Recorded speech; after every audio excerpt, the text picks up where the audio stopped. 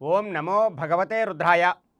15 ఫిబ్రవరి 2026 ఆదివారం మాఘమాసంలో త్రయోదశి తత్కాల చతుర్దశి తిథి మనకి మహాశివరాత్రిగా ఉన్నది. సాధారణంగా మహాశివరాత్రి రోజునాడు మనం పరమశివుణ్ణి ఎంత ఎక్కువగా ఆరాధిస్తే మనకి ఉన్నటువంటి సమస్యలన్నీ కూడా తొలగిపోయి చక్కనైనటువంటి అభివృద్ధి అనేటటువంటిది కలగడం ఉంటుంది. కాబట్టి మహాశివరాత్రి నాడు మనం పరమశివుణ్ణి మన శక్తి కొలది పంచామృతములతో అభిషేకం చేయటానికి ప్రయత్నం చేయాలి. పంచామృతాలు అంటే పాలు, పెరుగు, నెయ్యి, తేనె, పంచదార. వీటితో మనం అభిషేకం చేయడం ద్వారా మనకి ఉన్నటువంటి గ్రహ దోషాలు కానీ, ఆర్థికపరమైనటువంటి ఇబ్బందులు కానీ, మానసికపరమైనటువంటి సమస్యలు కానీ తొలగిపోయేటటువంటి అవకాశాలు ఎక్కువగా ఉంటాయి. అయితే ఈ మహాశివరాత్రి నాడు కొన్ని పురాణాల ప్రకారము పరమశివుడు మనం శరీరంలో పరమశివుడు విషాన్ని స్వీకరించినటువంటి సమయంలో కొంతమంది దేవతలంతా కూడా జాగరణ ఉండి స్వామివారిని అర్చించారు అనేటటువంటి పురాణాలు కథలు కూడా మనకి ఉన్నాయి.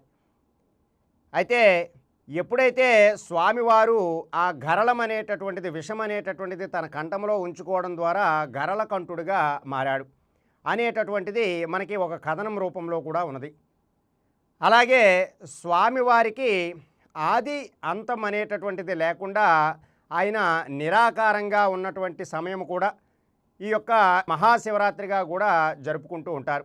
అయితే పూర్వకాలంలో విష్ణుమూర్తి, బ్రహ్మదేవుడు, పరమేశ్వరుడు కూడా ముగ్గురు దేవతలు ఎవరు గొప్ప అంటే ఎవరు గొప్ప అనేటటువంటి విషయాలను చర్చించుకున్నటువంటి సమయంలో పరమశివుడు కూడా తానికి ఆది అంతం లేకుండా నిరాకారంగా మనకి భూలోకంలో నుండి పైలోకాలన్నింటినీ కూడా కవర్ చేస్తున్నట్టుగా స్వామివారు ఉండేసరికి ఎక్కడా కూడా స్వామివారిని మనం ఆది అంతం ఎక్కడున్నదో తెలుసుకోలేనటువంటి సందర్భాలు కూడా ఉన్నటువంటి సమయాలు ఉన్నాయి.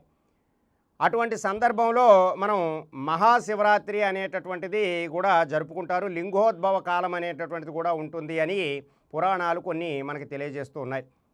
అయితే దీనికి ప్రధానంగా ఒక కథ వృత్తాంత సారాంశం అనేటటువంటిది ఉన్నది.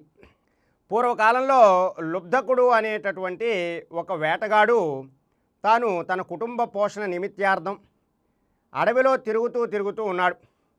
అయితే ఆ రోజు మహాశివరాత్రి అనేటటువంటి విషయం ఆయనకి తెలియదు. అయితే ఆయన అనేకమైనటువంటి మృగాల్ని వేటాడుదాము, ఈరోజు ఎలా అయినా సరే నా కుటుంబానికి కొంత ఆహారాన్ని సంపాదిద్దాము అనేటటువంటి ఆశయంతో ఆ అడవిలో వేటకు వెళుతూ ఉన్నారు. ఉదయం నుండి సాయంత్రం వరకు కూడా ఎక్కడ ఆయనకి ఏ జంతువు కూడా కనిపించకపోయేసరికి చాలా ఇబ్బంది పడుతూ నిరాశ నిస్పృహలతో ఉంటాడు. ఉదయం నుంచి పచ్చి మంచినీళ్ళు కూడా తాగకుండా వేట కోసమై అనేకమైనటువంటి జంతువుల కోసం తిరుగుతూ ఉన్నాడు.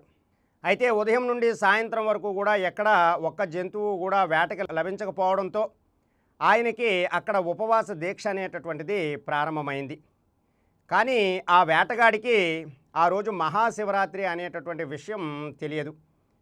ఇక కనీసం చిన్న జంతువునైనా సరే చంపి ఇంటికి తీసుకువెళదాము, ఉట్టి చేతులతో ఎందుకు వెళ్ళడము అనేటటువంటి ఆలోచనతో ఆ వేటగాడు ఒక చెట్టు పైన ఎక్కి ఉంటాడు.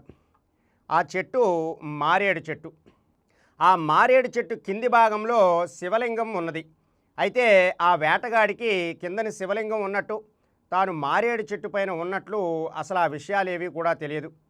తనకి కనుసన్నలలో ఒక ఆడజింక తిరుగుతూ ఉండగా ఆ ఆడజింకను వేటాడుదాము అని చెప్పి విల్లు ఎక్కుపెడుతూ ఉంటాడు. ఎప్పుడైతే విల్లు ఎక్కుపెట్టినటువంటి సమయంలో ఆ చెట్టుపై ఉన్నటువంటి కొన్ని మారేడు దళాలు ఆ శివలింగం పైన పడ్డాయి. ఆ విలుకాడు తెచ్చుకున్నటువంటి నీరంతా కూడా తాగేటటువంటి నీరంతా కూడా ఆ శివలింగం మీద పడడంతో అక్కడ అభిషేకము, అర్చన అనేటటువంటిది కూడా జరిగింది. ఇక ఆ ఆడలేడి దగ్గరగా వచ్చి, నేను మా ఇంటికి వెళ్ళి మా యొక్క భర్తతోనూ పిల్లలతో కూడా చెప్పి మరలా నీ దగ్గరికి వస్తాను, అప్పుడు నువ్వు నన్ను చంపి తినదు కానీ అని చెప్పేసరికి సరే అని ఆ లేడీని వదిలేస్తారు. తదుపరి కొద్దిసేపు అయిన తరువాత మరలా తన భర్త అయినటువంటి పెద్ద లేడీ కూడా వచ్చి ఆ యొక్క విలుకాడు చేతిలో దొరికిపోగా అప్పుడు ఆ లేడీ కూడా చెబుతూ ఉంటుంది, నేను మా భార్య పిల్లలకి కూడా చెప్పి మరలా నీ వద్దకు వస్తాను, నీకు నేను ఆహారంగా మారుతాను అని చెప్పేసరికి మరలా ఆ మాట కూడా విని అక్కడ కూడా వదిలేస్తుంటాడు. అంటే ఈ సమయంలో ఆయన ఎటువంటి పాపము కూడా చేయకుండా ఉన్నాడు. కొంతసేపు అయిన తర్వాత పిల్లలేడీలు కూడా అక్కడికి రావడంతో అక్కడ మరలా విలుకాడికి చెబుతూ ఉంటాయి, మా తల్లిదండ్రుల దగ్గరికి వెళ్ళి మరలా మీ దగ్గరికి వస్తాము, నీకు ఆహారంగా మేము మారుతాము, మమ్మల్ని ఒక్కసారి విడిచిపెట్టు అని చెప్పి అవన్నీ కూడా వెళ్ళిపోతాయి. వెళ్ళిపోయిన తరువాత తెల్లవారుజాము సమయంలో అంటే 4 గంటల ప్రాంతంలో మొత్తం ఆ కుటుంబం అంతా కూడా, ఆ లేడీ కుటుంబం అంతా కూడా అక్కడికి వచ్చి ఆ విలుకాడి దగ్గరికి మొత్తం అందరూ కూడా మమ్మల్ని చంపు అంటే మమ్మల్ని చంపు అని ప్రతి ఒక్కరూ కూడా ముందుకు వస్తూ ఉంటారు.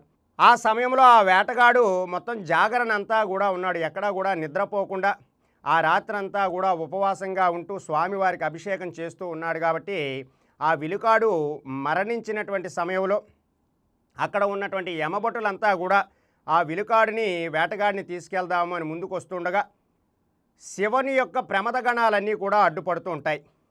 మీరు ఈ వేటగాడిని తీసుకువెళ్ళడానికి వీలు లేదు, ఈయన మహాశివరాత్రి రోజునాడు ఉపవాసము, జాగరణ అలాగే అభిషేకంలో కూడా పాల్గొన్నాడు, కాబట్టి ఇతనిని మేము శివసాయుధ్యానికి తీసుకువెళతాము, ఈయనకి స్వర్గలోక ప్రాప్తి అనేటటువంటిది కల్పిస్తాము అని చెప్పి ఆ వేటగాడిని ఆ యొక్క ప్రమదగణాలన్నీ కూడా ఆ కైలాసానికి తీసుకెళ్తూ ఉంటాయి. అయితే ఇక్కడ మనం అర్థం చేసుకోవాల్సినటువంటి విషయం ఏమిటి అంటే, మహాశివరాత్రి నాడు ఎవరైతే తమ శక్తి కొలది ఉపవాసం దీక్షనంతా కూడా ఆరంభించి ఆ స్వామివారికే దగ్గరగా ఉంటూ ఓం నమ శివాయ, ఓం నమ శివాయ, ఓం నమ శివాయ అనేటటువంటి మంత్రాన్ని చెప్పుకుంటూ ఆ స్వామికే దగ్గరగా ఉంటూ పంచామృతములతో అభిషేకాలన్నీ కూడా జరిపించుకొని ఆ స్వామి సన్నిధానంలోనే మనం ఈ మహాశివరాత్రిని అంతా కూడా గడుపుతూ ఉండాలి. ఇక సాయంత్రం సమయంలో మనకి అత్యంత వేకువ జాము వరకు కూడా 4 జాములు అనేటటువంటివి మనకి ఉంటాయి. ఒక్కొక్క జాముకి సుమారుగా 3 గంటల కాలం అనేటటువంటిది ఉంటుంది. సాయంత్రం సూర్యాస్తమయం నుండి మరుసటి రోజు సూర్యోదయం వరకు కూడా ఈ శివలింగార్చన గనక మనం చేసుకున్నట్లయితే ఆ పరమేశ్వరుడు యొక్క అనుగ్రహం అనేటటువంటిది మనకి ఖచ్చితంగా కలుగుతుంది. సాయంత్రం 6 గంటల నుండి 9 గంటల వరకు పాలతోని, 9 గంటల నుండి 12 గంటల వరకు పెరుగుతోని, 12 గంటల నుండి 3 గంటల మధ్యలో నెయ్యితోని, 3 గంటల మధ్యలో 6 గంటల మధ్యలో తేనెతోనూ కనుక అభిషేకం చేసినట్లయితే ఆ పరమశివుడు మన మనసులో ఉన్నటువంటి ఎటువంటి కోరికలనైనా సరే తీరుస్తారు. కాబట్టి ఈ 4 జాములు కూడా స్వామివారికి మనం సమీపంలోనే ఉంటూ 12 గంటల కాలంలో లింగోద్భవ సమయంలో మనం దగ్గరగా ఉంటూ స్వామిని దర్శించుకున్నట్లయితే మనకి ఉన్నటువంటి అనేకమైనటువంటి నవగ్రహ సమస్యలు కానీ, ఆర్థికపరమైనటువంటి ఇబ్బందులు కానీ, మానసికపరమైనటువంటి సమస్యలు కానీ తొలగిపోయేటటువంటి అవకాశాలు చాలా ఎక్కువగా ఉంటాయి.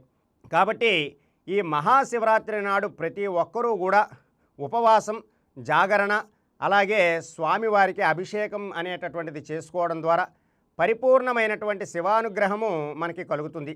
ఇదంతా కూడా మాఘమాసంలో కృష్ణపక్ష త్రయోదశి తత్కాల చతుర్దశి తిథి మనకి మహాశివరాత్రిగా ఉంటుంది. కాబట్టి ఈ రోజునాడు స్వామివారికి దగ్గరగా ఉంటూ స్వామినే ఆరాధిస్తూ మనం స్వామికే అభిషేకాలన్నీ కూడా జరిపించుకుంటూ చేసుకోవడం ద్వారా ఆ పరమశివుడి యొక్క అనుగ్రహం అనేటటువంటిది ఖచ్చితంగా కలుగుతుంది.